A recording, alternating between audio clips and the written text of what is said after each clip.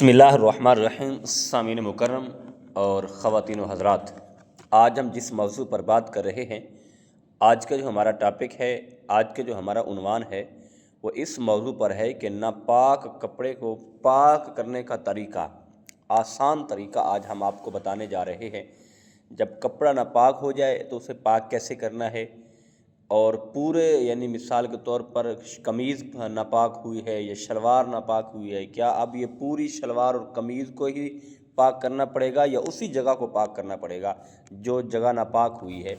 आज ये आपको बताने जा रहे हैं। इंशाअल्लाह अज़ीज़ आप सुनेंगे तो इसका आपको बहुत बड़ा फ़ायदा होगा।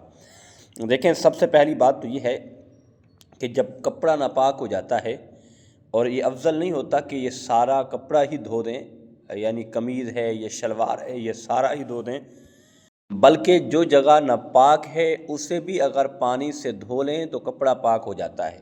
और उसे कम अज़ कम 3 बार ज़रूर धोएं, यानी एक बार पानी डालें, उसके ऊपर पानी डाल के फिर उसे अच्छी तरह साफ़ करें, उसे अच्छी तरह मसलें, और मसलने के बाद फिर दूसरी दफ़ा पानी डालें और तीसरी दफ़ा पानी डाल के वो कपड़ा पाक हो जाएगा।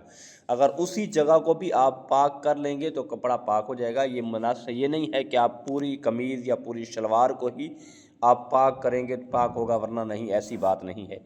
और दूसरी बात यह है कि अगर हम पूरा कपड़ा यानी धोना चाहते हैं, कमीज़ है या शलवार है, यानी पूरा ही पाक करना चाहते हैं, तो उसका भी यही आसान तरीका है कि आप जिस बर्तन में पानी डालते हैं, पानी डालकर तो उस बर्तन में पानी डालें और पानी डाल के वो कपड़ा उसके अंदर डाल दें, यानी अंदर डालकर उसे अच्छी तरह मस करें, पानी के अंदर मस करके फिर यानी कि उसे पानी नीचे गिरा दें और वो कपड़ा निकाल के और निचोड़ लें, और उसके बाद दूसरी बार फिर पानी डालें, उस कपड़े को फिर उस पानी के अंदर डालें, और 2 बार पानी डालेंगे तो फिर उसे मस करके कपड़ा निकालेंगे, पानी नीचे गिरा देंगे, और तीसरी बार भी ऐसा करेंगे और अच्छे तरीके से, यानी 3 बार पानी में डाल दें और कपड़ा आपका पाक हो जाएगा।